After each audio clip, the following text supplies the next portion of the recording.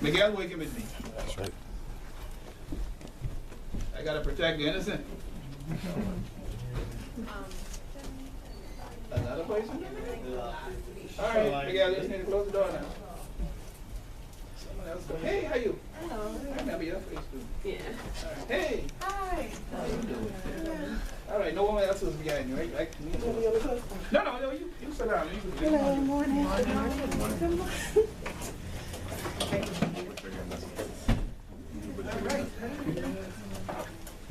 All right, so we back on track. So those are the areas that I was just bringing everyone else to speed who just came in. So folks, there's a register going around. Don't panic. It'll come around to you at some point. Just sign it.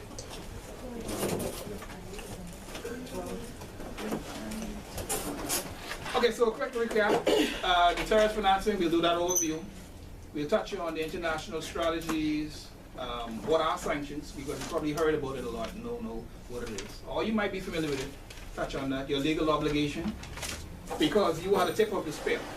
Meaning, that's why they pay you all that big money. To protect the... Yeah, yes, they do. That's why y'all get all that big money, to protect the institution.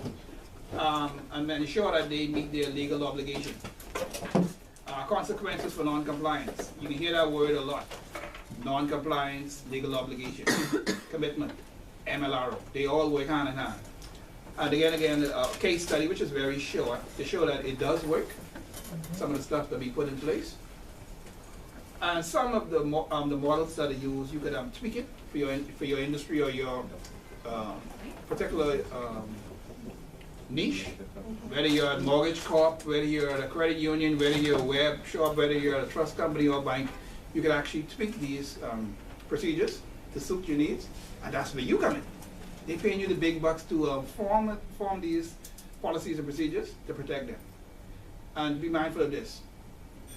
As the compliance officer, you have carte blanche, meaning you're the one who's going to structure this policy. The board, they're not the experts, you're the subject matter experts. That's why you're doing all these certifications, you're getting all this knowledge. They can lean on you. They can run to, what's your name again, ma'am? And then the great chick. Hey, how you? Ernestine. Ernestine. So the board will say, Ernestine, how we can get out of this job? No rush. You got till Monday to get us out of this job. Come up with a policy overnight. Don't rush. Do it on the weekend. Prepare a draft. And hey, thanks.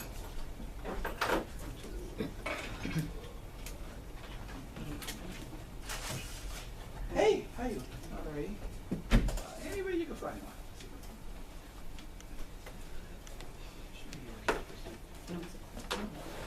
Alright, so now let's just pretend that you've never ever heard anything about terrorism, terrorist financing. No one in here have access to CNN or HLN. Anyone watch Robin Meade in the morning? You all don't know who Robin Meade is? I mean, I live by Robin Meade. 6 a.m. every morning when that pop on, I mean, it's time to get up to go to work. Go back to the plantation. No, you guys don't watch HLN? Alright. So what is terrorist financing? This may or may not come up on your exam. Whenever you hear me keep saying that, hint? Oh, okay. Yeah? So what is terrorist financing? In order to do anything today, you need, how they say on the block, you need corn. That's what the little fellas are saying now. I need to get that little thing for this, and the hold on that little thing. Well, you need to hold on that little thing in order to carry out a terrorist act. It doesn't have to be a lot of money.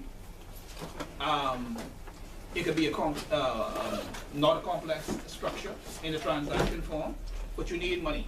Have you ever heard anyone buying explosives on credit? If you're getting ready to blow up yourself, when you can pay me back? So I need to get that little thing up front, right? If you come to me, I'm gonna need some C4 explosives. I need a grenade. I can see you no more. I need to get all that money up front, right?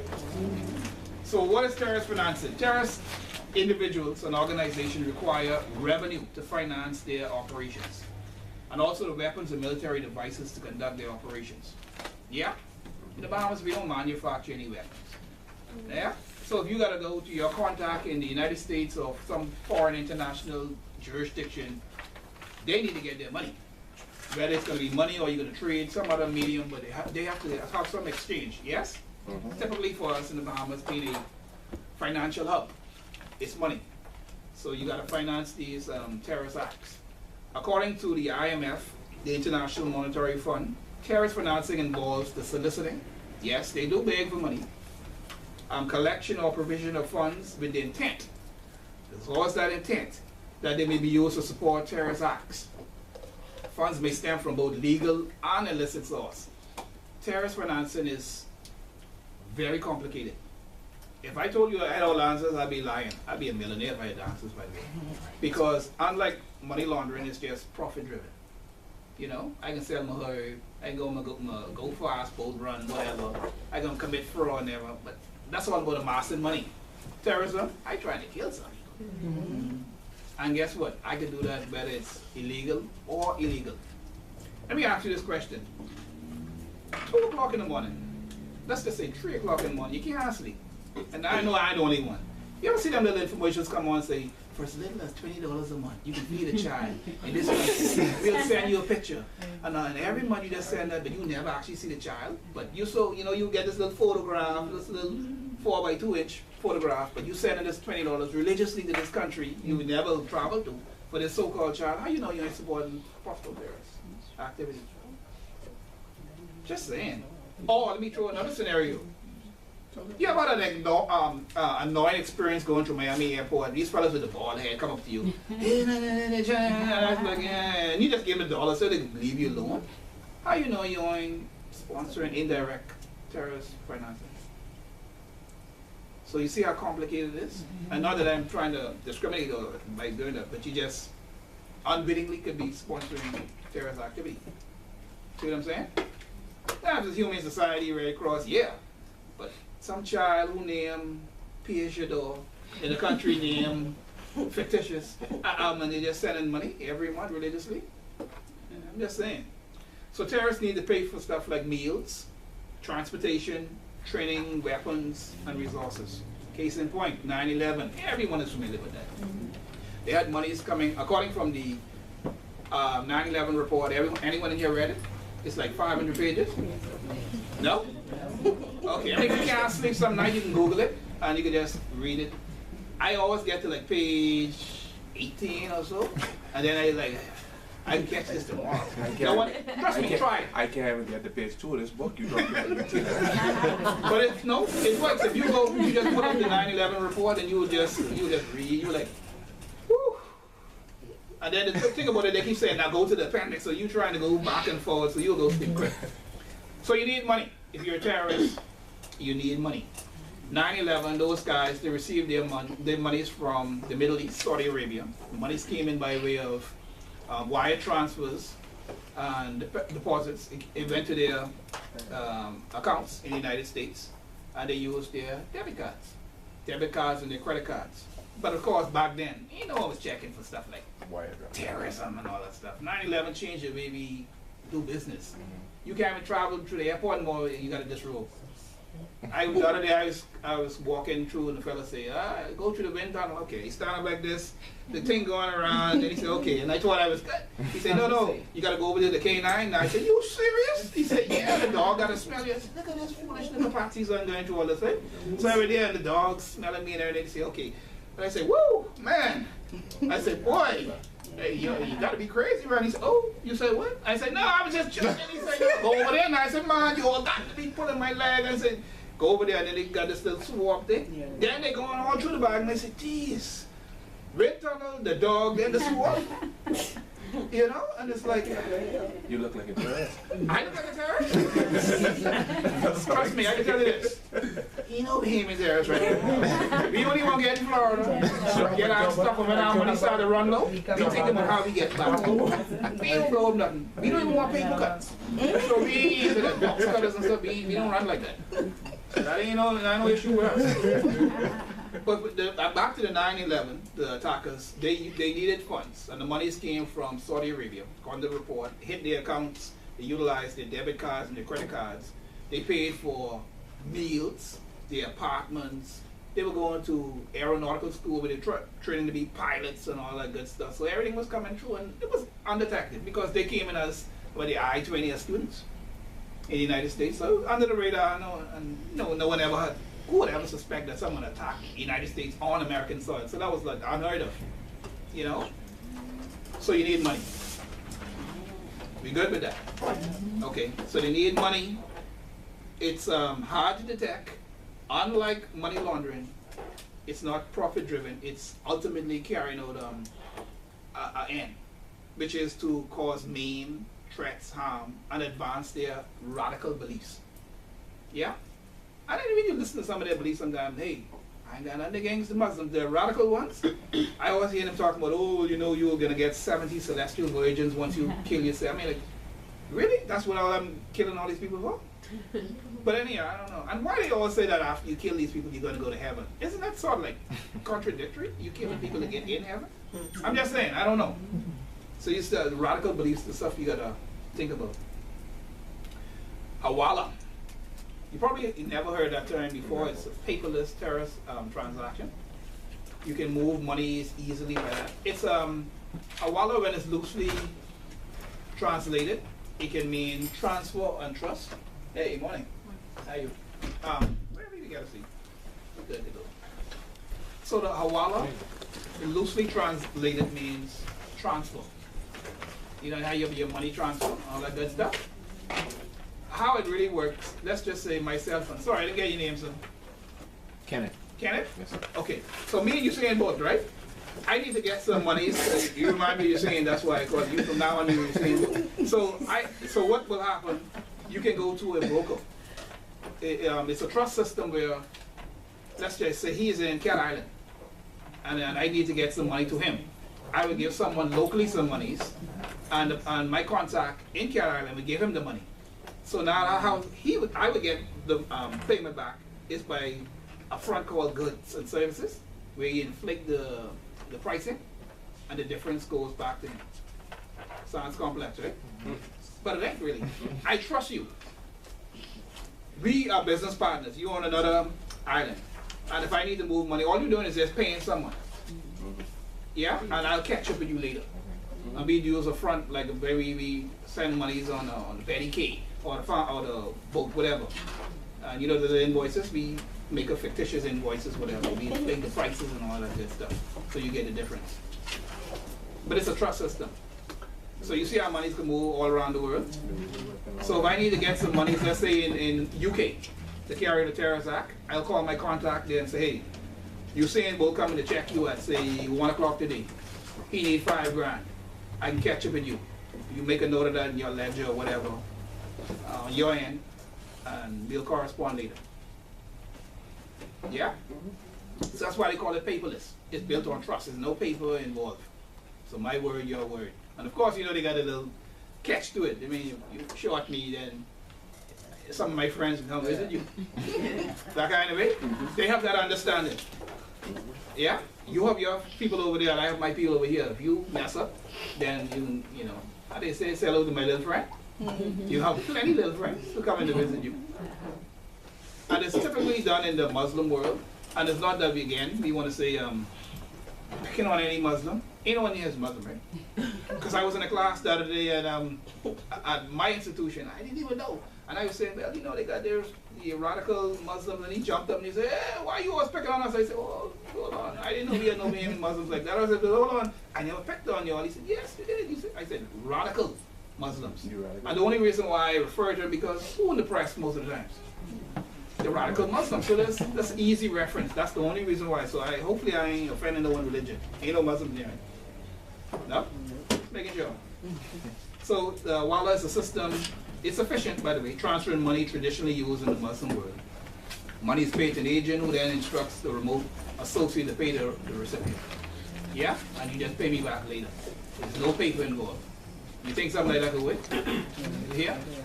You think I can trust you with 10 grand to go pay someone and then I gotta catch you later? You'll find a lot of dead bodies around here, someone, right?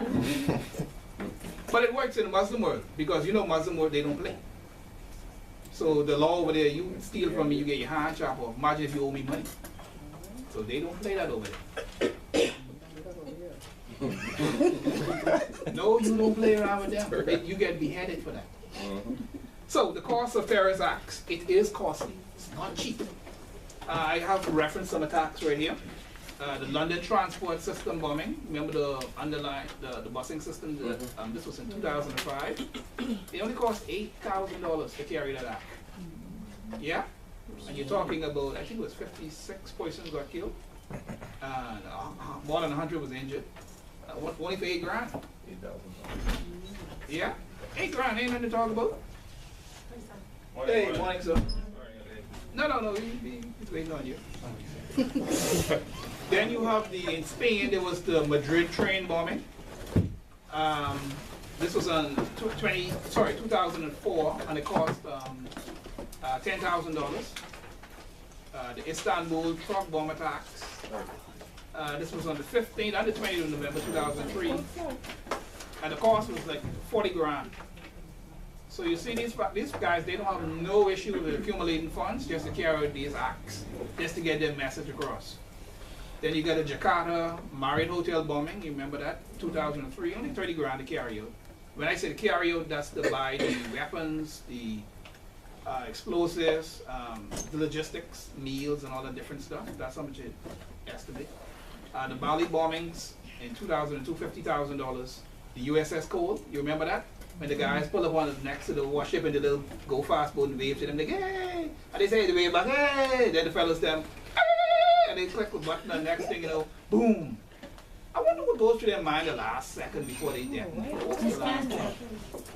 You ever wonder about that? Do you ever change your heart like that last second before you press that button? But anyhow, so that cost $10,000 to carry out, the guys who blew themselves up. And put a big hole in the destroyer, the U.S. Cole. So Al Qaeda spent roughly $500,000 to destroy the World Trade Center and cripple the Pentagon. What has been the cost? It is estimated just for in the United States $3.3 trillion. Our GDP is what? So when you do the maths, we got to play catching up for how many years just from a couple planes flying into some buildings. So, but if you look at it holistically, worldwide, how much it costs?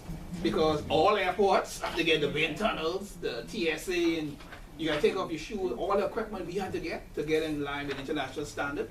Yeah, you had all the legislation you have to change. It's a lot of stuff. So we're talking about 3.3 trillion times a trillion. So the whole world had to change the way we do business. Yeah? So now when you send wires out, back in the day, we'll just, oh, that's you're saying, yeah, you can send that. Now, you come in, where your passport, where your invoice, what's your source of funds? We need to complete a DSF declaration. So much stuff now. Who's the recipient of the funds? Which jurisdiction involved? Oh, hold on one second. We got to do a world check on that person. So it's a lot of stuff behind the scene, and that's costly. And another cost too, you have to hire more compliance people. I mean, it's good for you guys because I mean, you need to say more employment, but you see how one major act can change the way the world operates. So, to carry the terrorist acts, the money got to come from somewhere. Yeah. Hey, how you? All right. What's up? Anyway. Now, let's be careful. They ain't as strong. Jacob, that guy will hit the corners now. Start again. He did say it was delicate. Hey, let's get the front from you. But I might not be. No, Well, no, it's just that it's a little delicate. Like, oh, right there. 14 years old. Right in front of him. I don't be looking at your own. No, Ooh, put the wrong with it. Yeah, that does work with the situation. Yeah. It's all right now. It's all right.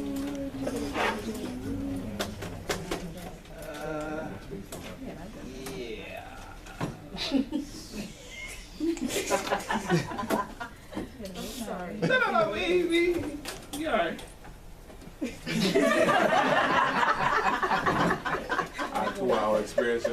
24 hours in the house. I mean, hopefully that'll be clear enough. That'll work. Yeah. Okay, so terrorists, they don't care where they get money from.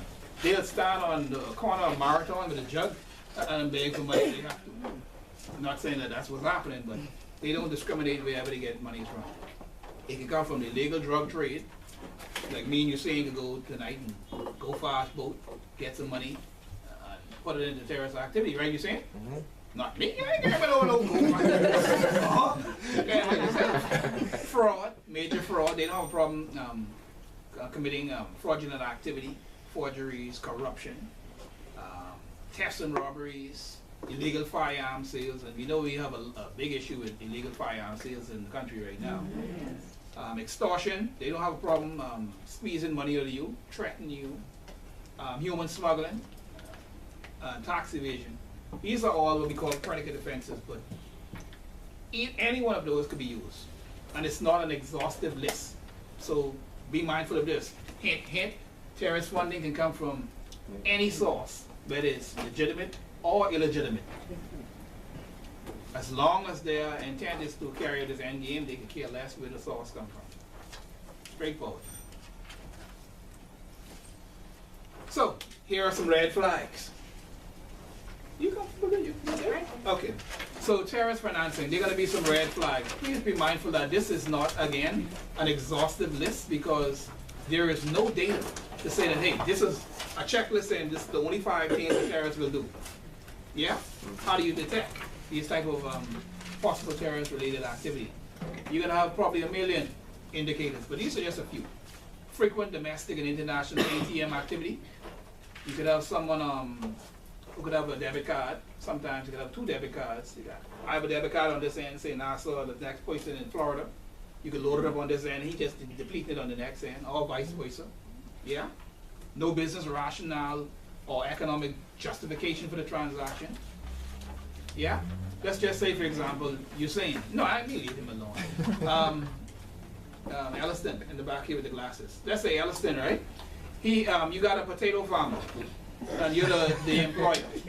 I only call him Ellison because he used to be in the force, and this guy used to be in the force too.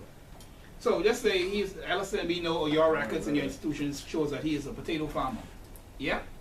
And all of a sudden now you're seeing some activities earmarked for a Middle Eastern jurisdiction. Let's just say Pakistan. Any red flags? You're a potato farmer.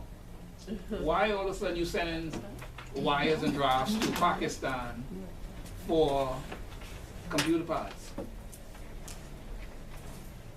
It's a red flag. Because that's outside of the profile or the norm for that client. Yes. Hey, how you? All right. No, you can space well, how you can do it? No, man, you can't wait, man. You can see. There's a spot right here for you. You want you. You ain't go blind.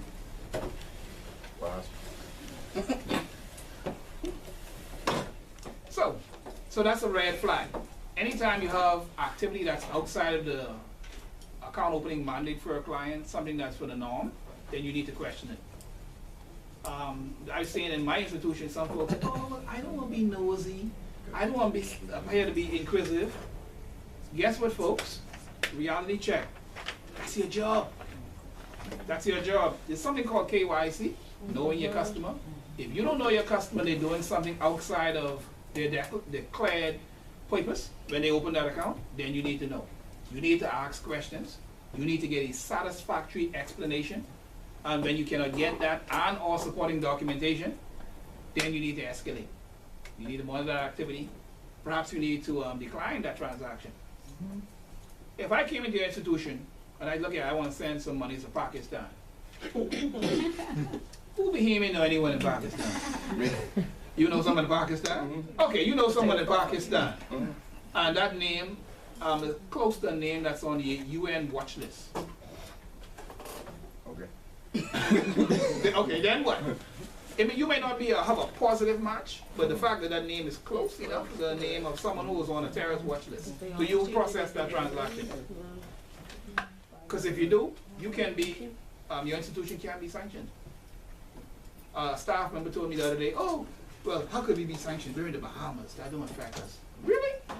After 9/11, they created this legislation called the Patriot Act. That is worldwide reaching. The number one medium currency of trade is what? The US dollar. Everyone have to go through the US at some point. People say, oh, the US can't tell us to do this. Like, really? Don't mind the MP telling you, oh, we'll fight it down, Bill. Oh, really? Listen here. Anywhere in the world, the Patriot Act. You ever read the Patriot Act? That's another 500 page. If you can't sleep, just go and read that one night. But the laws and that is far reaching. If you want to operate by way of the US economy, their laws are far reaching. If they request information after 9/11 based on that legislation, they can go anywhere in the world. If you don't comply, and you keep hearing that word comply, they can do this little thing called sanction you or your institution. Do you want your institution sanctioned by, let's just say, the Department of Justice? You know what happens when your institution gets sanctioned? You cannot operate in US dollars. Will that affect your business? If you only working in B dollars? Yeah? You might as well close up shop. Yeah? Unusual cash activity in foreign bank accounts. That's usually a red flag because remember these places, they operate network. Remember you got all these what we call cells. Yeah? Worldwide, and they need funding, and it's in various currencies. Who behaving fairly need to have currency in 10 different currencies. And he's a barber. Any red flags? What you doing, buddy? Documents that cannot be verified. That's a red flag too. He's saying that he's buying this car part from Bahrain for his Toyota Celica. I don't know if they even make them no more. But he needs to get this car part. You see anything wrong there? Probably it's just on paper the part, but he's just sending monies out. And it could be also a fraudulent document or something that was just made up. How do you verify that document? Especially when you're dealing with a high-risk jurisdiction. Attempting to send wires to a sanctioned or high-risk country, which is a blatant red flag. If someone come to the institution and say, look, I need to send a wire to North Korea. Any red flags there? Hell yeah! There's a sanction against North Korea, not just by the United States, but by the UK and the UN, because they are a country known to be involved in the proliferation of nuclear weapons. So the world has kept them at an arm's length, and they're being sanctioned. So if someone comes to you and they say, I want to send it to, okay, I can't send it to, what about Iran? Or Iraq? Red flags, right? Multiple cash deposits in small amounts in an account followed by one large deposit. They structure the amounts and make it look small to go under the radar, then they want to send one big amount out. Too much things going on there, man. Why you just come at one time for one deposit? Why you gotta come in a different, over a 3-day period with these small amounts, then to send a big amount out? What's the rationale for that? And I've seen a lot of those stuff. Do your institution have automated tools? Because a lot of stuff you wouldn't capture with in real time, you know, there's a manual process, then it's automated. We have an automated tool at First Caribbean, and that it's not foolproof, but it has more than 100 triggers that will alert us to a transaction. So if you think you can just walk in and you say, okay, I'll bring 5,000 to this branch, go to another branch, put another 5,000, whatever, our system will just light up. The system will say, that idiot, when 3 different branches, but all the money going to one account. And we will actually get a notice by way of an alert. It'll say, an alert, account number so-and-so, possible structuring or swiping. That's how it's possible. Even if it's a high-risk jurisdiction, we will get a notice because that's all in our database. The use of funds by non-profit organizations. The number one, according to statistics, way of funding terrorist activity has been charities. That's why I started off early by saying at 2 o'clock in the morning you can't sleep, and you're sending this money for this child who you'll never probably see. So charities, big business, yeah? And of course, especially if it's an upstart charity or a charity that's not credible or you're familiar with, Red Cross, ain't gonna be much issue with Red Cross or Salvation Army. But if you hear something that's like save the dog to Bangladesh. You ain't know no one in Bangladesh. You don't even like dogs. So why would you be sending money to this possible fake or front charity? Yeah? Just saying. So, don't think for a second that all of these terrorists. Good morning.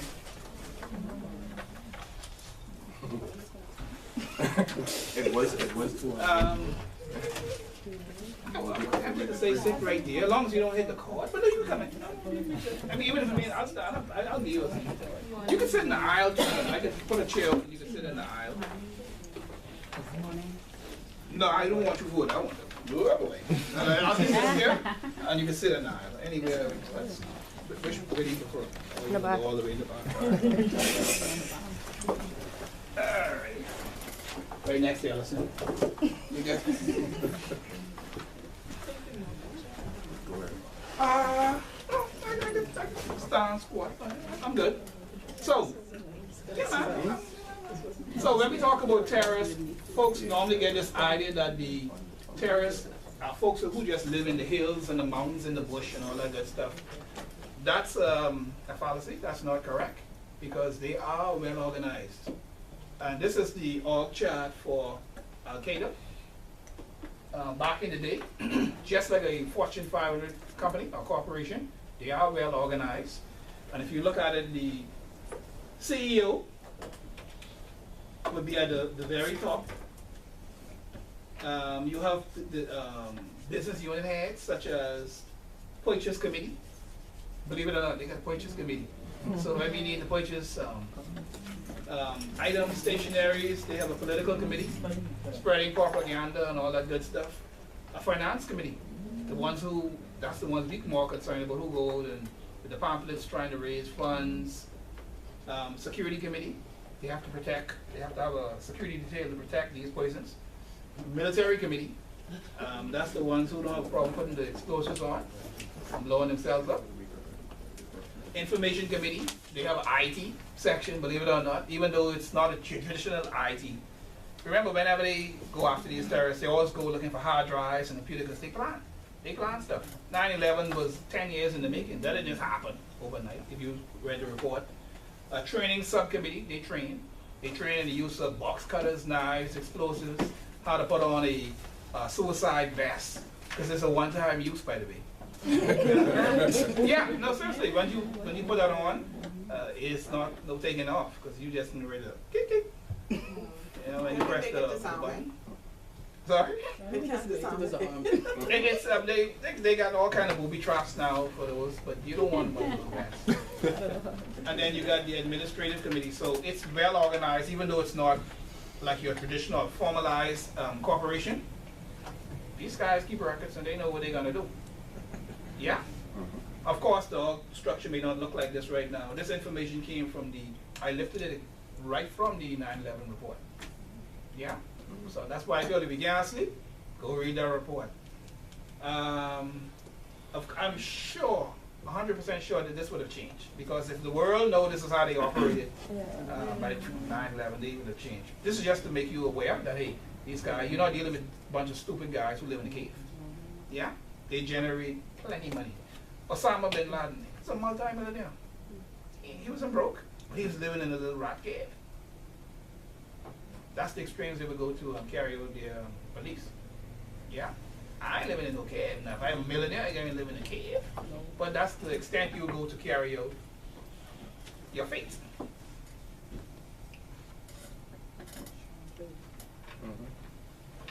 Here's a question. Some of you are probably familiar with this who've been in my last class. Is the Bahamas safe from the rest of the world? Because, I mean, we a tourist destination. We be good, man. You know what? We ain't got no beef with nobody, right? You come here, we can sell you some t-shirts. We can get some pina colada. You go in the jungle beach, go by Atlantis, swim with the dolphins. We don't have no issues with nobody. We just want to make that money, right? So, are we safe? No. Why not? We ain't got no beef. We used to be the drop off for everything illegal, so why we're making this any different? That's true. But for terrorists, though, I mean, like, we ain't got no issues with terrorists. I mean, like, we ain't trying to disrupt nothing. But didn't you say you just want to be able to move the money or move it extend through? Exactly. Exactly. You would be correct. These are the hijackers. I don't know how many again was it? 4, 5, 10, 15, 19 hijackers. Underneath them, they would according to my slide here, there would be a red slash, but there'll be a line underneath the first guy, and then the third guy in the top line, and then the very bottom. The reason why I did that, these are they're all deceased, by the way, so we ain't got to worry about saying them. They will never go to court. At the very top, Satim and Walid, they visited Freeport on the 16th of May 2001. 9/11 happened on September 11th. So that's May, June, July, that's what, 3 months before 9/11. But they visited Freeport, and you know why they returned back? Their documentation was not in order. They hit the tarmac, and I guess it was a blessing for us because the person who was on duty that day was a young customs immigration officer. You know when you just pass up, check everything, right? Everything. So I need to check your bag, I need to this and that, you know. Now you know if that was someone who only had 1 week to retirement. Welcome to the Bahamas, you go straight through.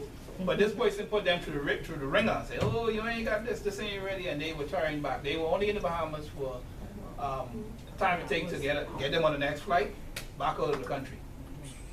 Yeah. And who's to say when they get in Freeport, what was the intent? And by the way, this is actually in the 9/11 report. So it ain't that I'm making up. This was in the report. I was like, look at the Bahamas in the 9/11, the whole world saying this was right? Boy, that's an interesting report. Go to the 9/11 report and you could type in Bahamas, you know, edit and find, and you could go to that section and look at us be starring for something we really don't want to be starring for. But anyhow. How'd we do good?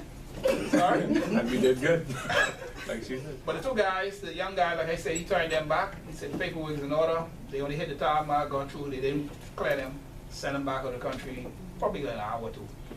But we didn't know the intent, because back then you wasn't looking for no terrorists.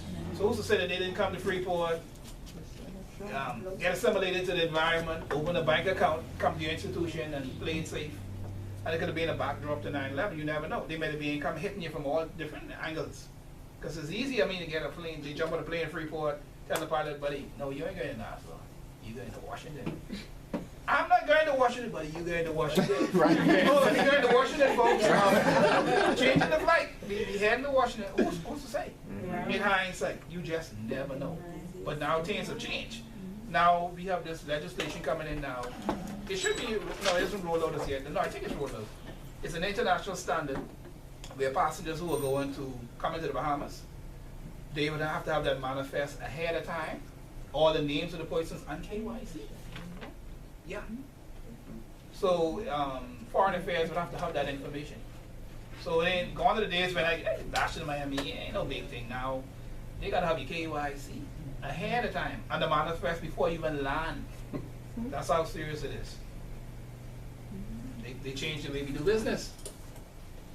The very guy, the very Ziyad, he came to Nassau one day on the 25th of November 2000. Of course, this is a year prior to 9/11.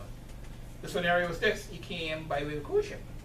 So he only got to Prince George, walk downtown, buy some T-shirts, and look at the food them fellas who carved.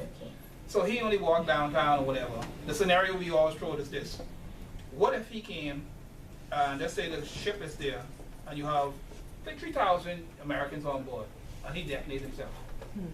Would that affect tourism? Yeah. So when you say, oh, I always refer to Aruba. Anyone ever heard the name Natalie Holloway? The United States put an advisory on the whole country for 3 years. So I mean, it's like 3 years. You can imagine that tourism went like for one American. So if he blow up a ship killing 3,000 Americans, how long do you think the United States would put on an advisory? So that could hurt, right? So that's how serious it is. But I'd like to say that your own leisure, you can look it up on the report. And these guys, they were so into their stuff, and it was like they only put that energy to good purposes, you know. Terrorism again. Anyone love Trinidad? Anyone like Carnival? Not Bahamas Carnival. I mean the real Carnival. But February of this year, there were 4 individuals who were arrested they were plotting to set off explosives at the carnival. Like the Trinidadian Army, and they did an operation and they were able to capture these 4 individuals before they were able to detonate the explosives. They got some underground intelligence, of course, and they went in. So when you think, okay, we so isolated, the guys actually came to Bahamas. Now you got plans to set off explosives at Carnival, and these guys pledge allegiance to ISIS. So it can happen anywhere in the world.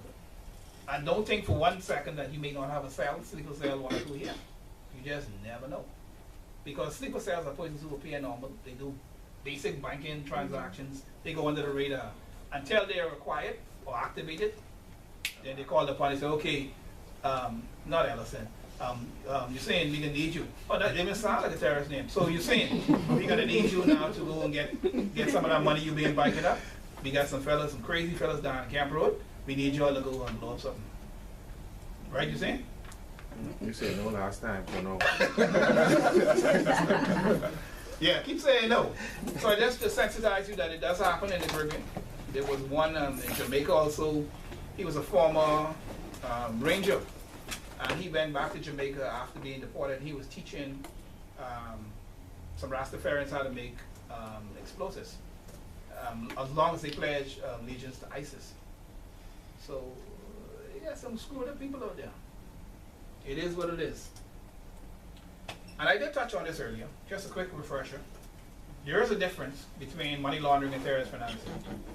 Funding for money laundering comes from criminal activity, while funding for terrorist groups comes from criminal as well as illegitimate source. So we got that down pat, amen? Great. Money laundering always from criminal activity, always. Terrorist financing, both, illegal or illegal. Fundraisers is big business for terrorist funding, charities and all that good stuff, or from a combination of lawful and unlawful. Money laundering is always profit driven. Yeah? Everyone trying to get the latest Range Rover, they want to get a 10-bedroom mansion, and all that good stuff. Life is so simple. Ellison could relate to this. Back in the early days, when the only thing the fellas wanted was a Ninja bike and a GT Mustang car and the rope chain, you know the chain? And the girlfriends, they only wanted to go to Gorgeous Christina. You know, they wanted to have their little initials on the yeah, the slave band and what's not. But these days, no boy, they want Got Mustang parked up in the well, front. it's interesting too about that Remy. I had a story about that. I can pick up the pace. I know the interest of time. Being a compliance officer, we had an individual in our branch the other day. Well, it wasn't this year. It was like maybe 2 years now. And they called me and said, Taylor, we got someone here who wants to send some money. I said, all right, you calling me for? I mean, I don't care. They said it's $10,000. They won't get $10,000 worth of Indian Remy. And I said, what the hell? That sounds like something. That ain't nothing nuclear or that ain't anything. And I was trying to say, what the hell is Indian Remy? You don't want to sign Indian Remy. Before he responded to staff, and I said, hold for me 1 second. Google. And I found out it was hair. Who buys $10,000 worth of hair? Yeah. That's a lot of hair. From China. Yeah. You know, people gotta dive and all that hair to get that kind of hair. But I was like, okay, I didn't know any better. I didn't know people was buying it like that in bulk. And then package it. You'd be in the wrong line of way. But anyhow, I learned something that day. So while money laundering is profit driven, terrorist financing is used to kill people. And that's why you put more emphasis on the terrorist financing. You will even notice the penalties are higher for terrorist financing and terrorism. Because you're killing people. Yeah? Whereas the money you're gonna always follow the paper trail, probably put a good sound case together and get them. But when you don't kill people, coming back. That's why you put more premium on the terrorist financing and funding. So terrorist financing does not require a substantial amount of money. You don't need a lot of money to carry a terrorist act. And you saw in the earlier slides where they're like 5,000, 8,000. Could you imagine for $5 grand you would kill 1,000 people? That don't make no sense, right? But it ain't the amount. It's how they best utilize the resource they have. Yeah?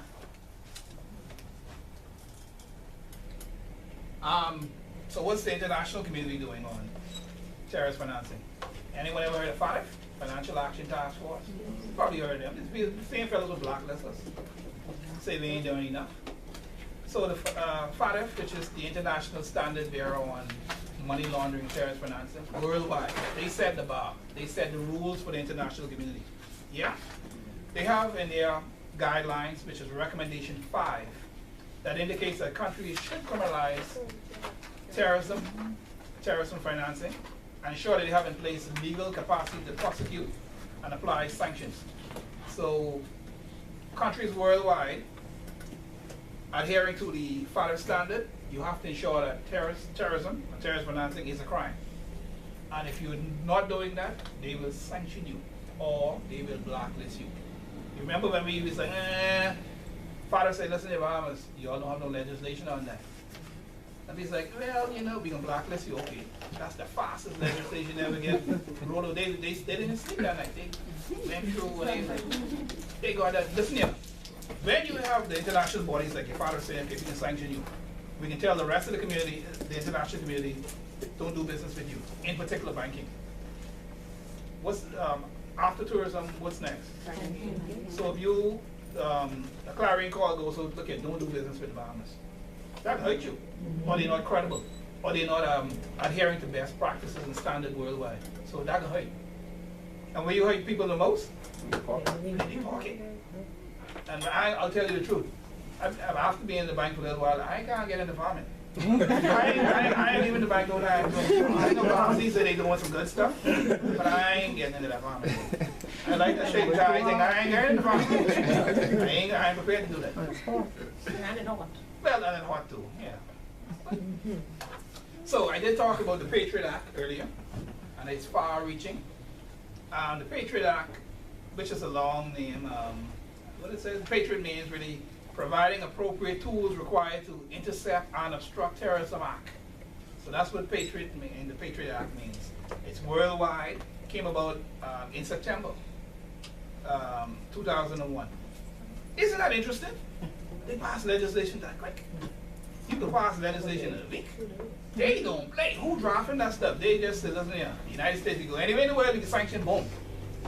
That was it. 500 pages. So, and of course, you can play crazy and say, well, we ain't following that, man. You can't. All they would do is sanction us and say, okay, you can't be a part of the U.S. Economy. You can't operate in U.S. dollars. Your correspondent bank relationships will be shut down. We can only operate in $. And ain't no one on that run, right? Because who don't like going to Walmart? Who don't like to shop? You ain't got no US dollars. So international strategy continued. The European Union strategy on terrorist finance include, they have a terrorist list. But I'll recommend that to you too if in your compliance function.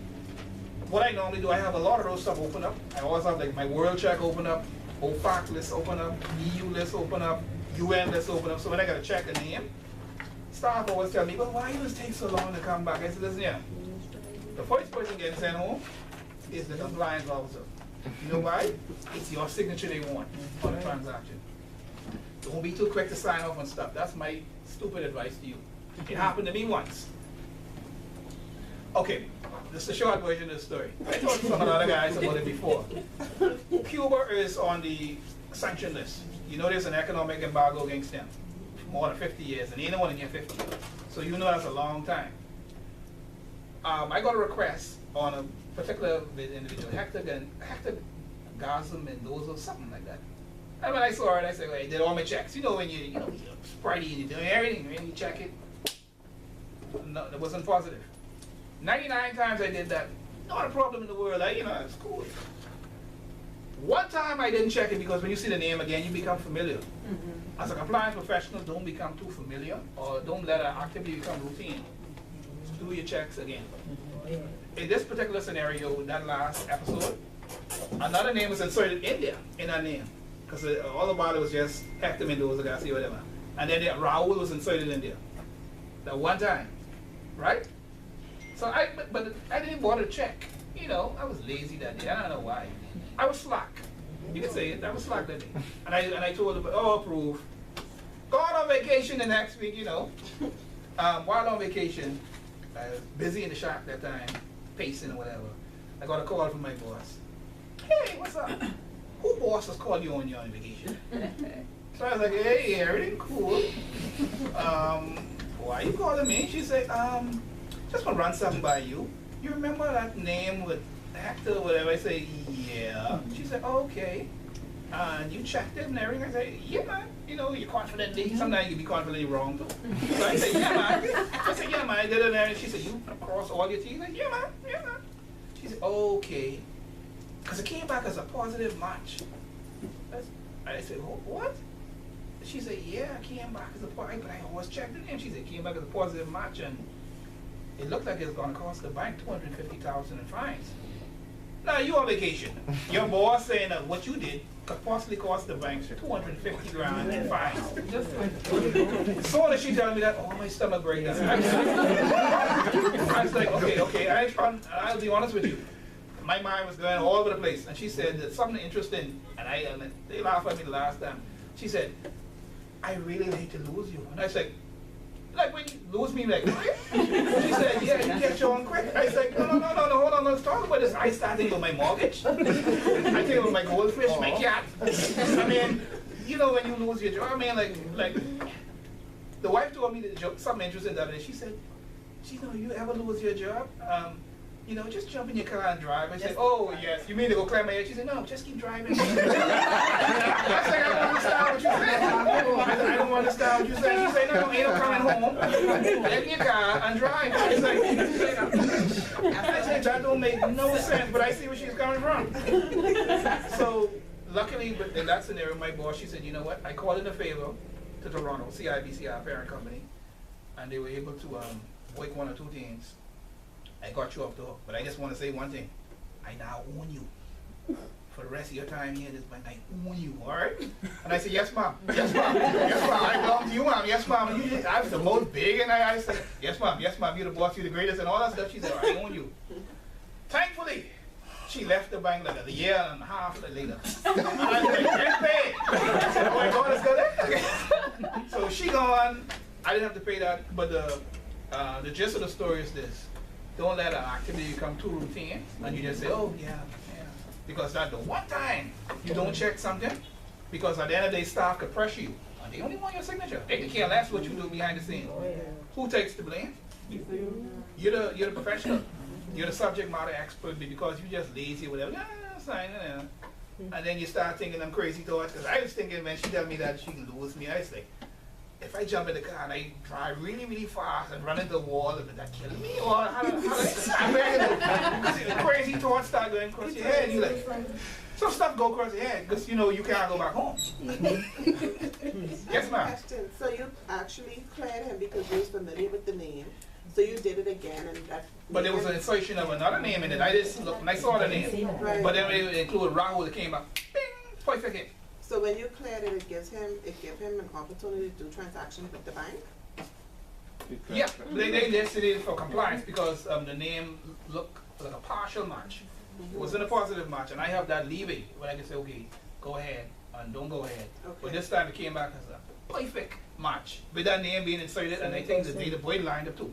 So this time, but I just went on the assumption because seeing the previous ones, I just say, oh yeah, that's Hector, man. Hector, all right, man. Hector ain't like that. Boy, Hector like that. Because when this time came back perfect. And like I said, you don't want to go on leave or vacation and have your boss call you. And that's another one. If you go on vacation, they calling you. Turn your phone off, because at least I rather hear about it when I come off vacation. Not while I'm vacation thinking, but that's too much time to think. No, boy. But learn from my experience.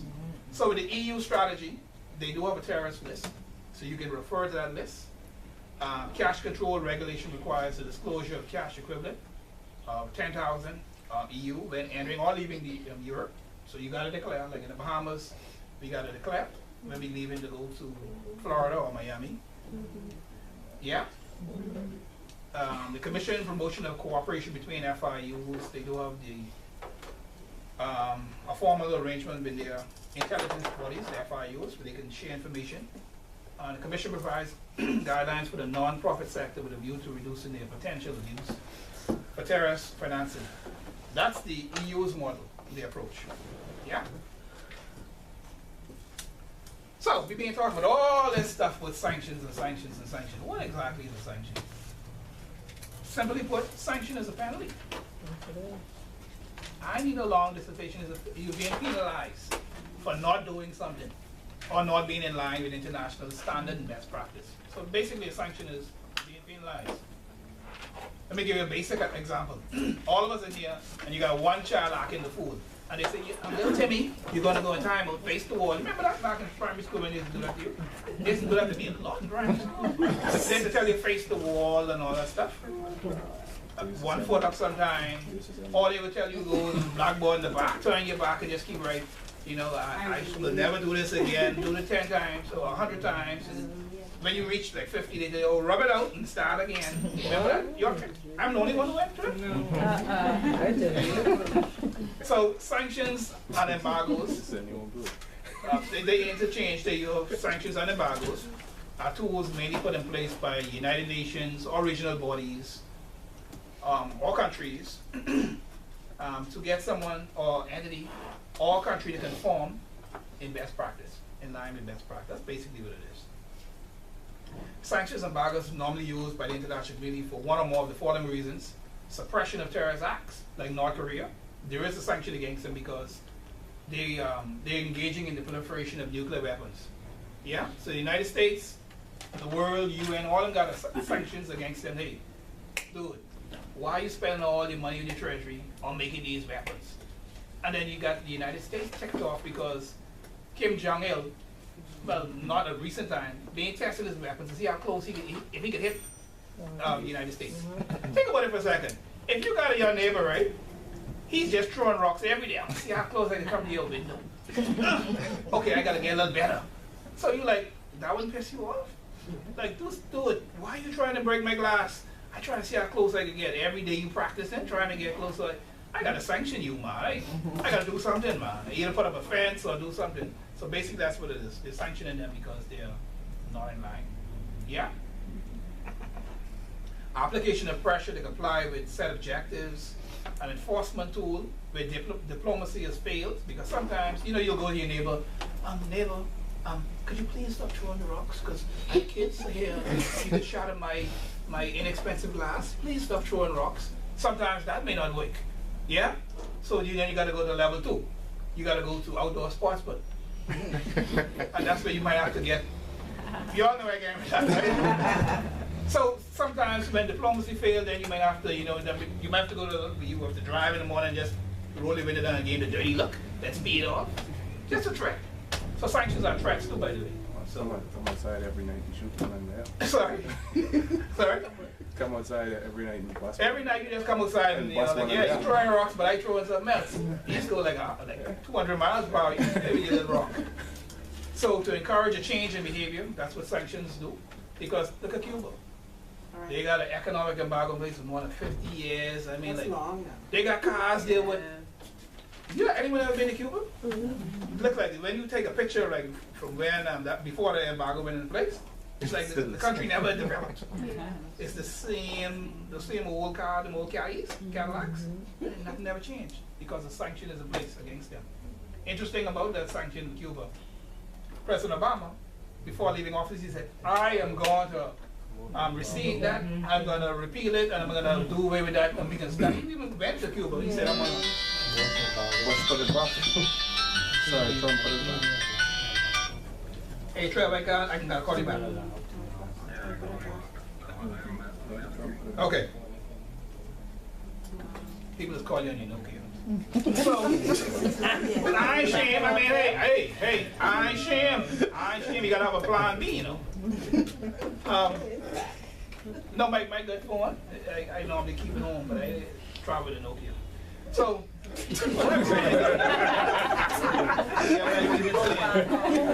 Oh yes, Obama. So with President Obama, no, I mean I don't need to get calls. I don't need to get no text or take pictures.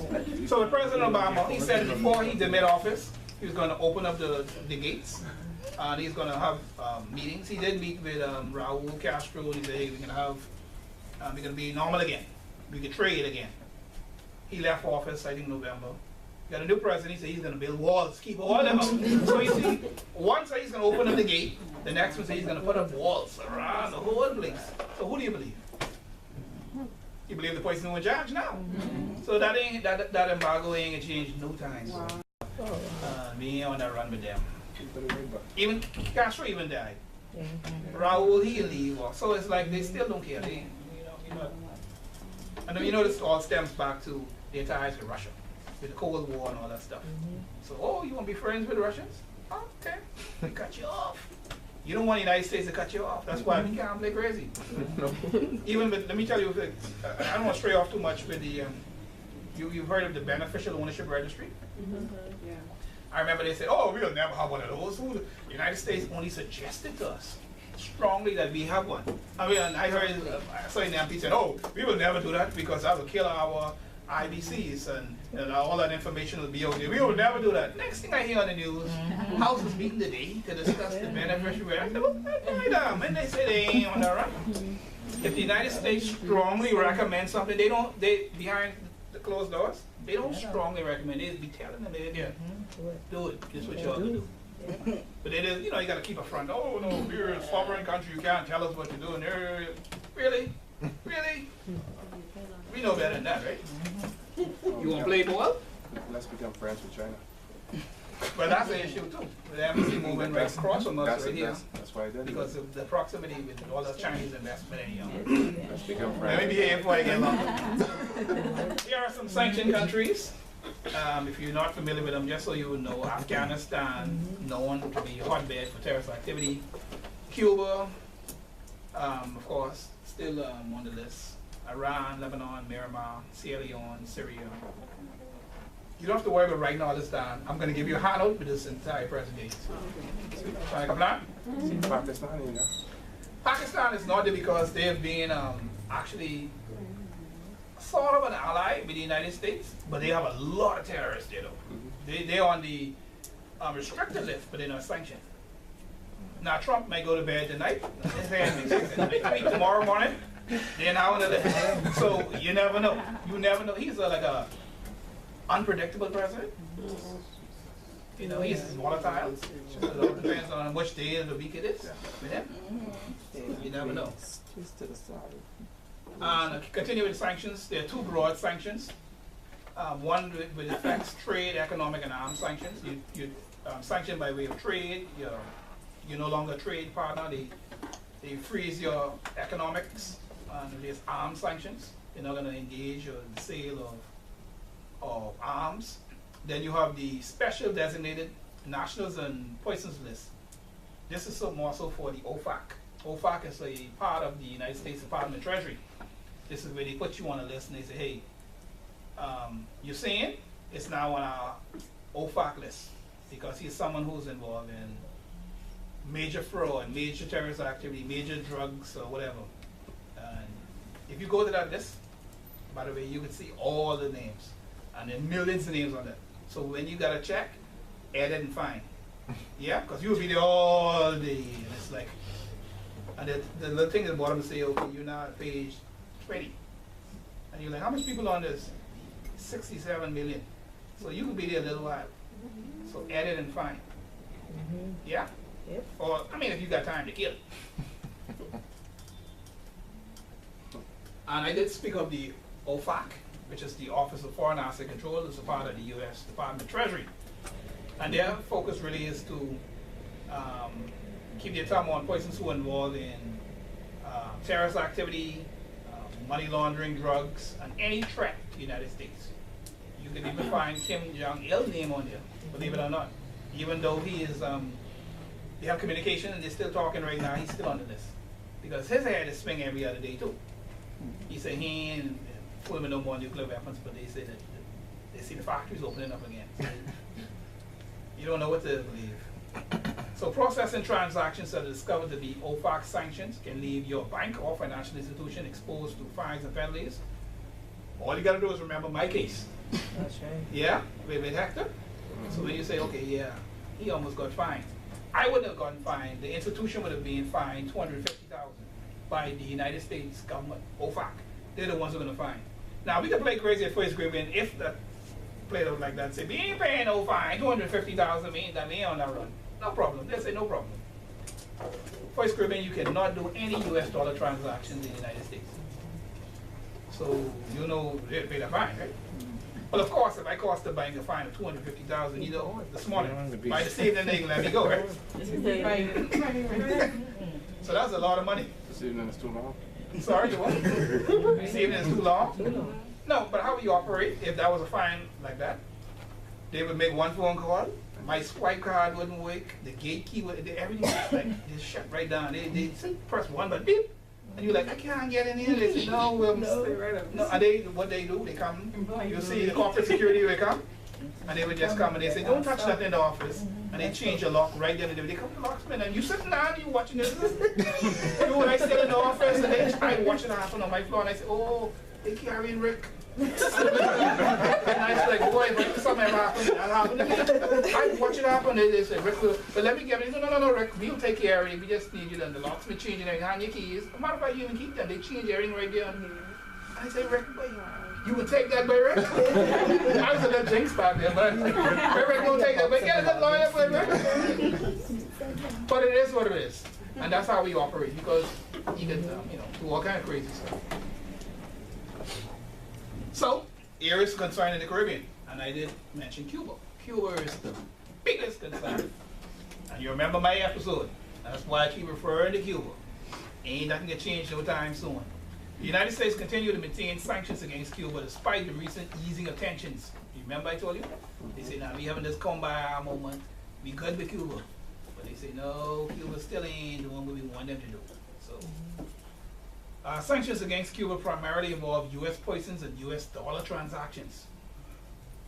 Ain't nothing happening. So when you get someone coming to your institution and say, okay, I'm going to send a wire to Cuba, or attempt to send something to Cuba, and it's in U.S. dollars, you just ask them one question. Yeah, good. That's all you got to ask. Yeah, good. Because send them to the OFAC site. Nothing going to Cuba for U.S. poisons, U.S. interest, the Cuban government in U.S. dollars. The minimum fine is $250,000. I was on the lower end in that scenario. My boss was, I got you off, boy, that was the low fine. I said, really? She said, yeah, he's talking at 1.5 million. You know they're gonna fine me, right? If I cost about 1.5, right? Yeah. On vacation. Don't come back. Huh? So U.S. poisons are restricted from transaction with Cuba, even if they are non-U.S. currencies. So if you're a U.S. poison, you can't do no transaction with Cuba. We can't do any transactions from my institution in U.S. dollars to Cuba. We may get away with doing it in Canadian dollars, euros. But once you hear U.S. dollars, ain't nothing happening. So U.S. persons won't be able to travel there either, or U.S. persons can't travel there, you know. They have restrictions. There's so many restrictions. You would have to go to the OFAC listing. It's like 24 pages saying, okay, you can't do this, you can't do this. And why take on that headache for your institution? If they got 24 pages, you can't do all this. But when persons travel to Cuba, don't they take U.S. sometimes? They take U.S. You ain't nothing saying you can't take it on you, you know. You And can they carry take you it- can carry they U.S. take it in to there. You can't do any transactions that go in to hit the U.S. Economy or through their system, and it ain't going to us. It ain't going to us. But they would For take sure. the U.S. You can take into U.S. where- You can take anything. Anything you smuggle over there, carry. You can do it. It ain't going through our system. Right. Because when you think about all these possible violations, if they got a whole manual on stuff you can't do, you may hit one of those. And then you think about all these possible violations and sanctions. Why would you take that chance with your institution? You know this client. That's your mama, your buy. You can take that chance. The risk is just too great. I'll be talking about your livelihood too, by the way. You're not gonna take that chance. That's right. Yeah? Keep going. Tell them kick rocks. Cuba sanctions, the United States against Cuba, again, is a commercial, economic, and financial embargo imposed on Cuba. It started in October 1960. So how long ago that was? That's how much years ago now? That's a long. 58 years? That's a long time. And they went to Congress to pass that. You know you gotta hate someone when you go to the House of Assembly to pass a law. I hate Allison law. You know you really hate that poison, right? Cuba sanctions restrict poisons subject to U.S. jurisdiction, individuals and entities from engaging in transactions involving Cuba. Straightforward. So once you hear Cuba, You tell your staff, engage compliance. Don't do nothing unless you engage compliance. And I know as compliance officer, you ain't gonna rush to sign off, right? You have to weigh the profit or the risk. Implications for not performing effective screening. You have to screen these transactions. Yeah? Some could be high risk, some could be for maybe not even Cuba, it could be some other high risk jurisdiction. But you have a legal obligation to screen transactions. You have to know what's coming in and out your institution and where it's going. That's the law. It's never woulda, coulda, shoulda, so you have to do screenings. Let me give an example. BNP Bank, Caribbean. They were sentenced, or they were fined $8.9 billion for sanction violations. They can pay that. That's small things for them. Because they're one of the bigger banks in the world. They just wrote a check and paid. Can your institution pay a fine of $8.9 billion? Now, come on, deficit. That's our deficit twice. But you see what I'm talking about? TD Bank, to settle over possible violations involving Cuba and Iran. Good morning. So, HSBC, another institution, they paid a fine of $1.9 billion, money laundering case involving, again, sanction violations. That's, what? You can see, yeah, you can't see that. That ain't fair to you. You can be fine. Huh? Hey, you ain't late that much. So, effective screening is very important. So international banks must comply with UN Act. So don't think because, okay, you're in the Bahamas, we don't have to screen, we only got to deal with our laws. That's not the case. There's something called international standards and best practice. Even though it's not in our law, it's best practice internationally. You have to do it. Yeah? Because remember, when you have these international bodies come in and do the assessment of us, when IMF come in and do the assessors on these standards. Yeah? When you get all the CFARF or the FATF, they come in, they assess us on the international standards and not just your local laws. Make sense? So it ain't just you affected by your transactions, the world are affected. Yeah? So international banks must comply with UN Act, CIMA, Criminal Code, FAC, FOA, EIPA, Canadian sanctions, OSFI. You could just go all down the line. So we have to be mindful of all those international standards. And that's a lot of headache for you. But if you're a local bank, like let's say Bank of the Bahamas, it may not be as burdensome as opposed to a Canadian bank like us, because we have to be in line with all the Canadian laws. They're like, dang, all the UK laws, and we got, when we look at our policies and procedures, we have to make sure they line up with all of those. But if you're just here in the Bahamas, you gotta leave it here. You ain't gotta worry with central bank. It is what it is. Sanctions are strict liability criminal offenses. When they say strict liability, once they find you, that's it. You ain't got to prove nothing. That's like running a red light in the police law. You run the red light, what you got to prove?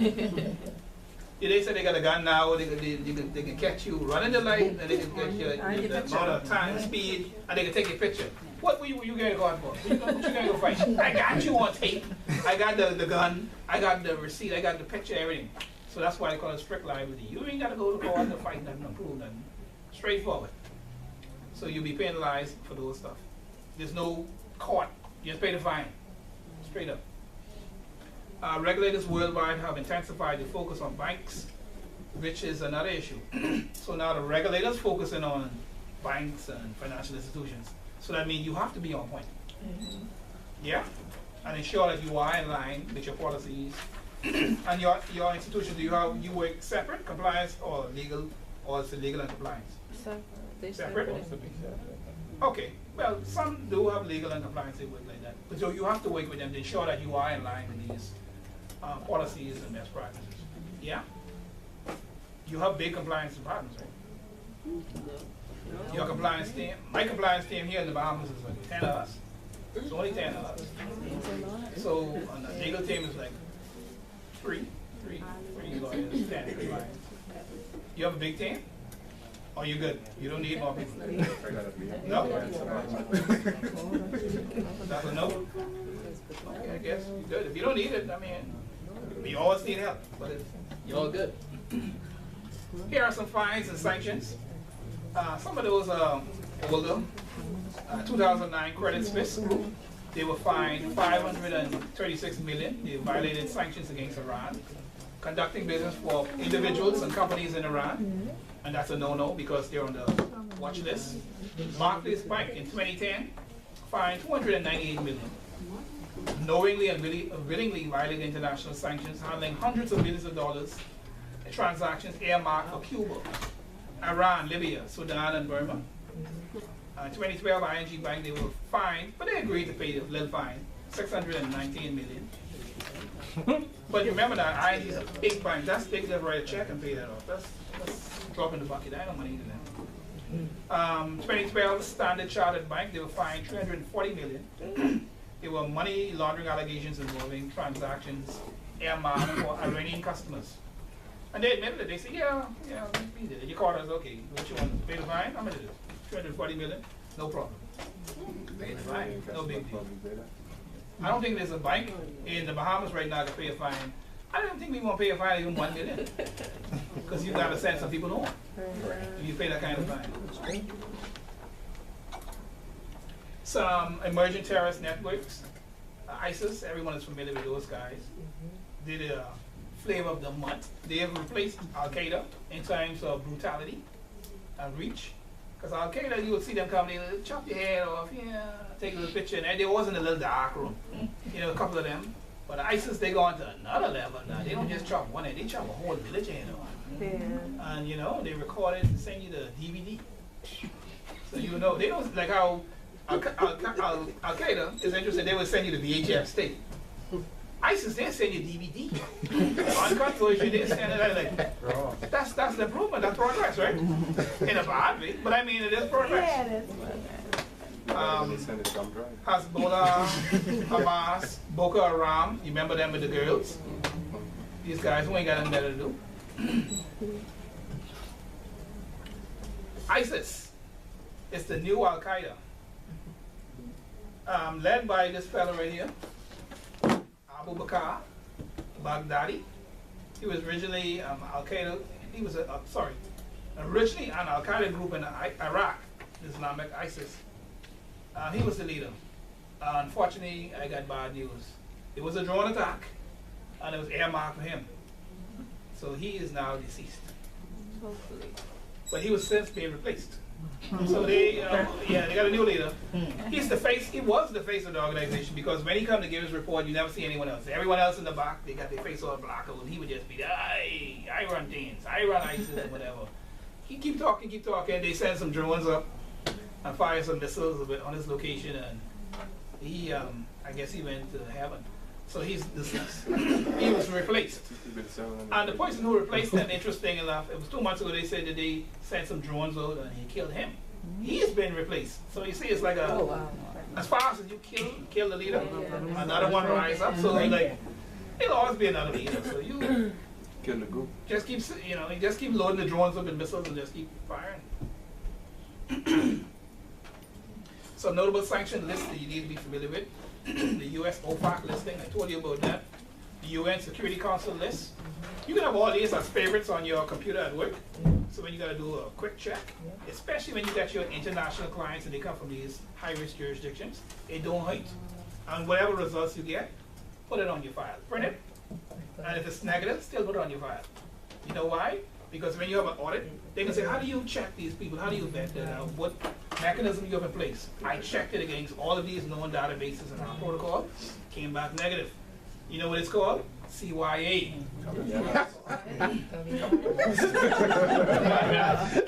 What happened? Cover your assets.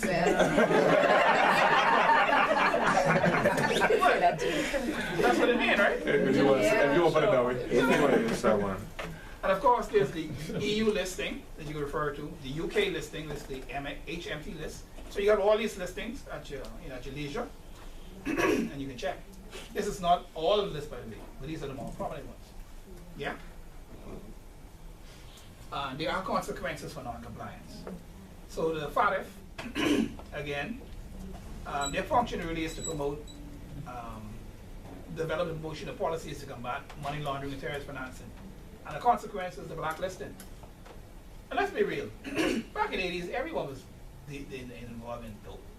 You know, you could walk in a, You do? I can't say police. No.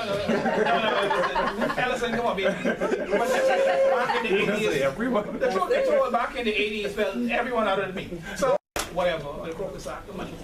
Because, you know, they just tell the bank managers to whistle you, and then you go in the back and you deal with your transactions. Things change, especially after the blacklisting. Let's be real.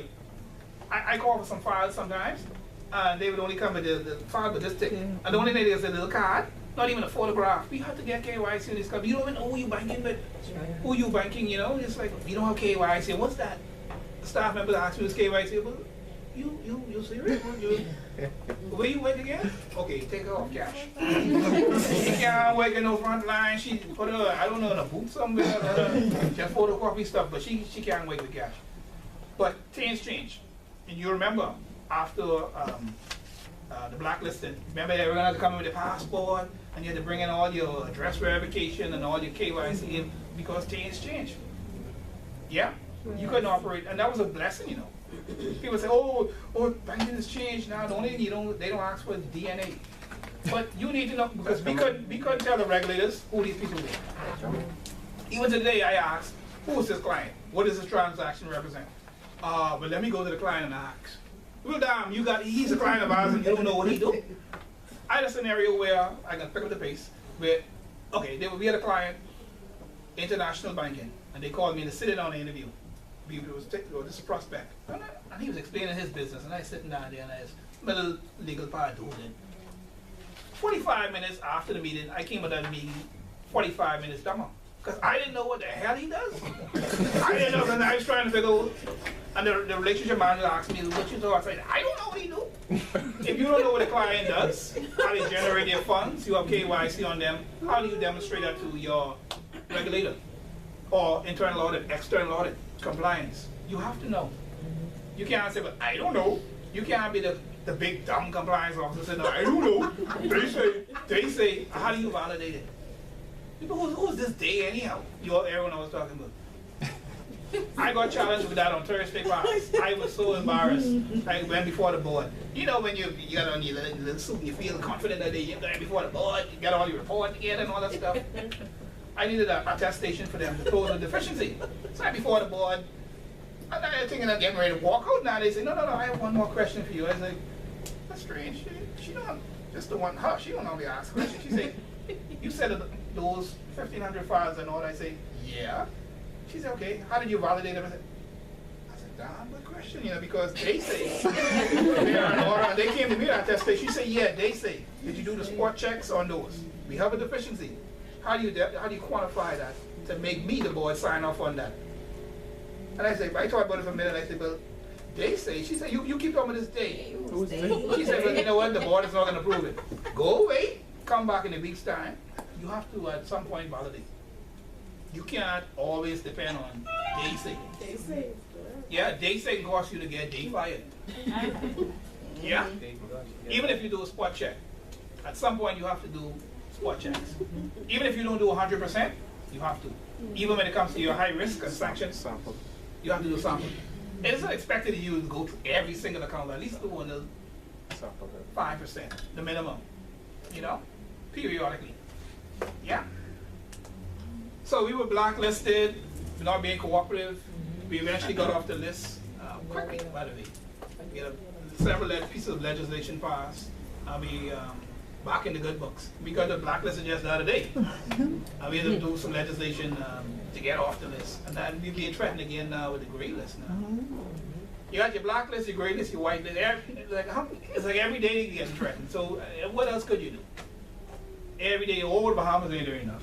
You get off the list. Okay, you can do more. You got another, the benchmark, just keep moving up and up and up. It is what it is. So the Bahamas fight against terrorist financing, we did pass legislation in December 2004. Our Anti-Terrorism Act itemizes stuff such as we criminalize terrorist financing, we can freeze and confiscate the assets. We are in line with international cooperation. And there are rules to govern wire transfers. Because that's a big thing. Anytime you talk about cross-border movement of monies and wires being instant, that's a big issue. So all that's spelled out in the ATA guidelines, NAC. The cartoon I thought was interesting there. With terrorism, in the Bahamas, our law states that if you are involved in terrorist activity, you are subjected to the death penalty and or life. More likely to be life because no one don't get hanged over here. So you can do your life. Life is really only 20 years. And if you go in young, you're saying you come out. You only 20 years from now. 20 years ain't a long time for you. So the penalty, death or life imprisonment. If you're involved in the financing of terrorism in the Bahamas and it's proven and you're subsequently convicted, you can be in imprisonment for a term of only 25 years. Yeah, so that's interesting. The financing of terrorism is 25 years, but engaging in the terrorist act is really only 20 years. Go figure, right? But really, you even talk about that kind of stuff, 20 years is a long time to be in jail. And I always ask that question. You remember this from the last class. I driving down Foxhill Road, and you see the guys in the yard, right? And I always wonder. I saw the guys them walk in the yard, and the guy hairs in cornrows. Who braiding his hair? You ever thought about that? What boy? So moving to the next slide. So the next slide, proliferation of financing. Proliferation. This is some new to our legislation. We have just updated our terrorist financing legislation. And the international community said we need to include in their proliferation, meaning we have to have something that speaks to the nuclear weapons. You know in the Bahamas, they don't run with no nuclear weapons and stuff like that, right? So we needed to include that in our legislation. So now we have proliferation financing in our legislation. And proliferation really is providing funds or financial services for persons who may be interested in brokering, stockpiling, chemicals or nuclear or biological weapons and stuff like that. And really, the closest we get is what, Blanco bleach? Because we really ain't into chemical weaponry, but you never know. Because we have a big shipping port.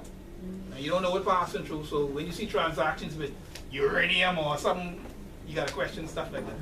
Or chemicals that, used in nuclear weaponry or biological weapons. Yeah, so that has to be ingrained in our legislation. Yeah. Sanction tips. If you're the MLR, it's important that you assess the list, keep it on as a favorite. That was a tip I gave you earlier. Approval from compliance must be obtained before onboarding anyone from high-risk jurisdictions. That's why you get paid the big bucks for that signature to say, okay, I am comfortable that we should onboard this person. We have a risk appetite. I did the vetting and I'm comfortable. And once you sign off and if something goes wrong, who do you think they're coming looking for? Okay, the buck stop with you as the compliance manager. That's why you get them 6 figures, right? Right, Alice? So, additional KYC information, especially the material change and the nature of the business. Remember I joked earlier saying you were the potato farmer, now all of a sudden you trying to buy all the computer stuff from Bahrain or Bangladesh or Pakistan. If you see the activity change and what we know about you, I thought you was a sun-grown potato, now all of a sudden you're in computer gadgets from a high-risk jurisdiction. That's the issue. You need to liaise with the institutions, legal counsel for advice. Legal can be your best friend sometimes. Yeah? Because while you may be somewhat familiar with the law, that person been off to school for 20 years and they study law. We don't need no armchair lawyers. You may know a lot of stuff from being around it, working with it for a while, but at the end of the day, CYA said legal also opined on this, and they gave an opinion, and that strengthened your position. So who you rather go down? You by yourself or you with legal? I want company. I don't know about yours, but I like company. Because when they tell me my little cardboard box, it can be 2 of us kind like, but let me check you legal. If you hear about anything, let me know, eh? I can let you know too. Any openings. So misery like company. Another sanction tip, establishing relationships and performing transactions with individuals or entities appearing on sanction lists. You may need to block that account. Yeah, and then liaise with your legal and devise a strategy to exit that, possibly exit that relationship. Because if that person is showing up on a list, they're there for a reason. Do you really want to keep that person? Who's going to monitor that? there's too much exposure. And for us, in my institution, boy, these exit you like crazy.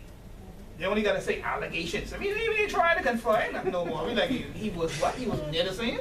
He wasn't even on the scene. He was near the scene. Okay, exit. We don't have that risk appetite. We don't have that patience or time. You know, because it's a lot of headache. Because think about it, you gotta monitor. Regulators can come and ask you questions, but this person, oh, he been gone long. We done get rid of him a long time. You can tell you maybe send the money for the drafts or whatever, but we don't hang on to high risk clients like that. Especially when it's negative news or high risk jurisdictions. Yeah?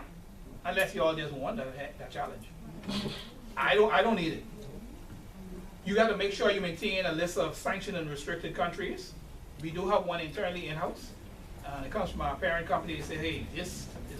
So we have the luxury of leveraging on Canada. They say this is the current list. They send it to us. So we ain't got to go start from scratch. You know? And of course you can use your internet searches to supplement the listing you would have gotten from your parent or you would have established. Case study, I did talk about 9/11, so I don't really have to go into this.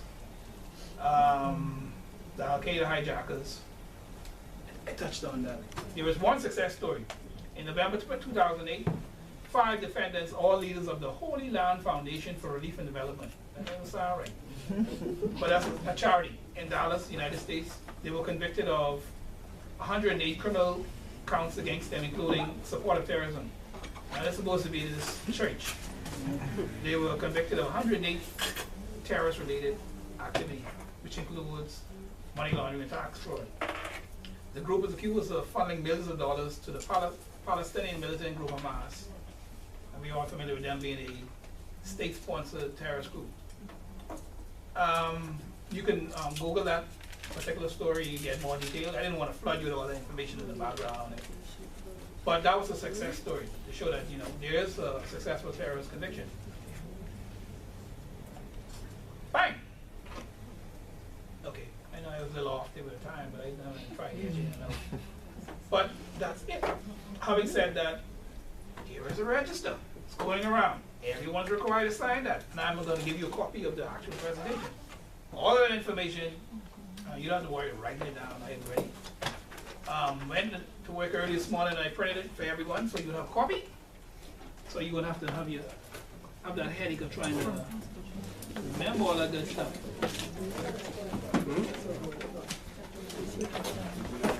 Are there any questions? By all means, shoot. We're all friends in here. No dumb questions. Hopefully I have enough. How many? 20 questions? 20? No?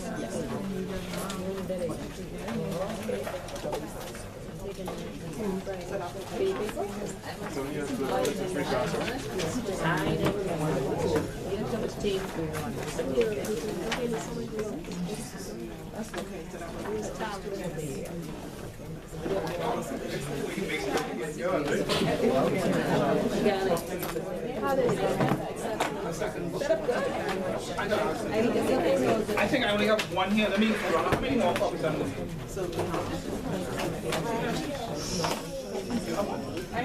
I need to do what, 5 more copies?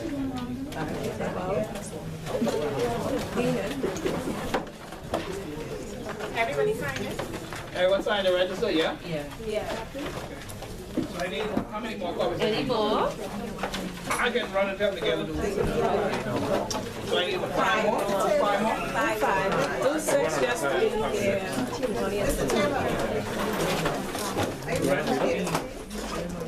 You go in to get a copy. I'm going to ask you together.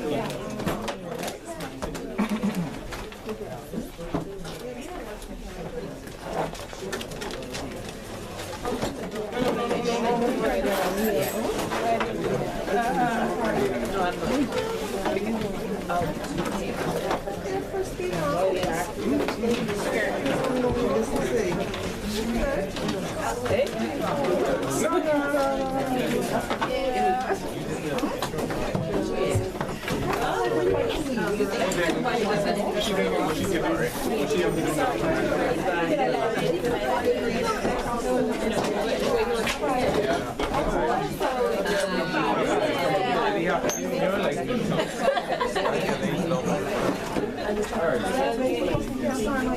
I mean.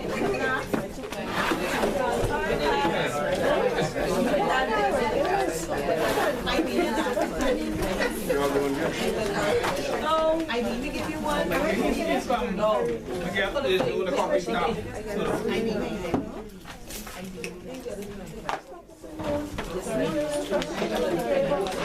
Everything good.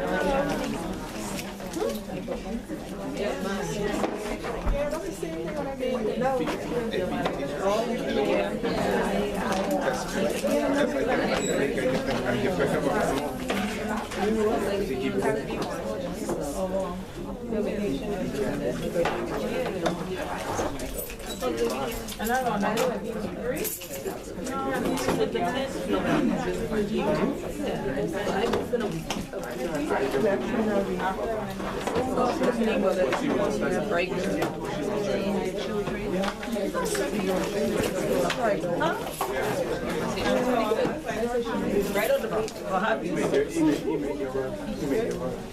Some info.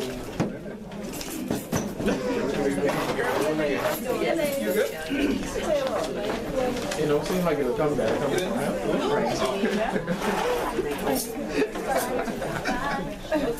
All right. Have a great weekend.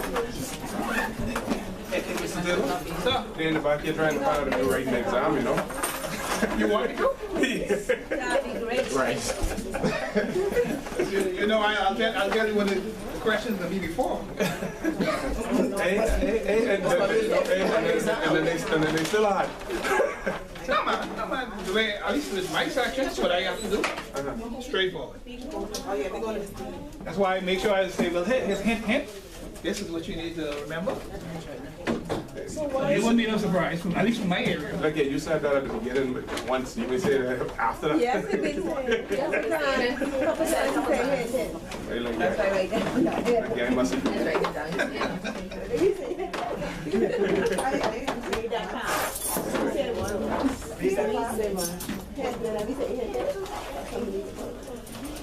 There's some key concepts you just gotta remember. Because I mean, ain't nothing but catch you by surprise. So once we just read over the same material. But how I did my own, because this is in the material in the book, you know. I looked at the material in the book and then I made a presentation in my words, make it simpler. Instead of trying to go through all of that. I mean, you can just stick to the book if you wanted to. But I just decided to just pick out the important stuff. You know? Like I tell you, after 2 minutes in the book, I sleep. Sorry, to put it like So you're not teaching the entire course? Sorry, You're not teaching the entire course? Why? well, I guess they say everyone gotta eat and live. I mean, I don't have a problem with it, but then. Some people need to eat more than others. No, that's. You gotta eat, it's correct. That's all wrong. It's all wrong. Take it easy. you gotta see what happened this time. It's like you don't know where to go. We ain't got our presentation. The lady put up she's writing the copy. She's writing the copy right now, so as you do one, you can get it. Right.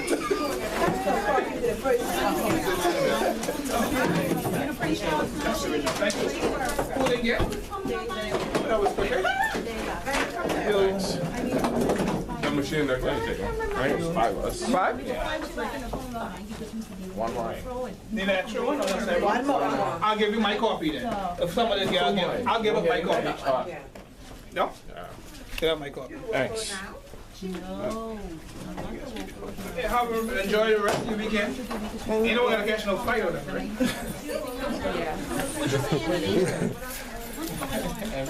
Yeah, everybody getting one month. Walmart is making a lot of money on us here.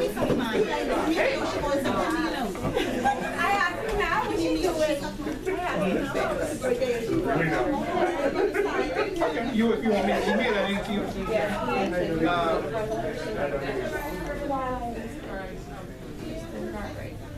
Right, okay.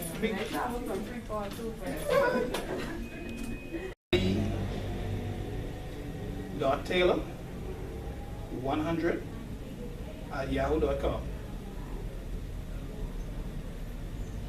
And the presentation that I have, I'll just forward to you. Okay. See that? Make life easy for you, man. I'm trying to make life hard for you.